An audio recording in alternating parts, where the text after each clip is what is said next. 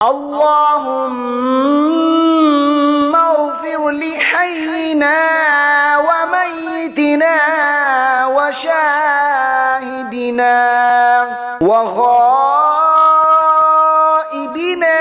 وصغيرنا وكبيرنا وذكرنا وأنثانا. اللهم من أحييته منا فأحيه على الإسلام،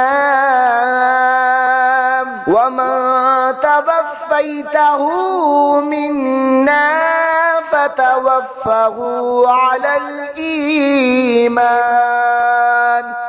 तर्जमा, ए अल्लाह तू बख्श दे हमारे जिंदा और मुर्दा को और हमारे हाजिर व गायब को और हमारे छोटे और बड़े को और मर्द और औरत को। ए अल्लाह, हम में से तू जिसे जिंदा रखे उसे इस्लाम पर जिंदा रख, और हम में से तू जिसको वफात दे उसको ईमान पर वफात दे। आमीन।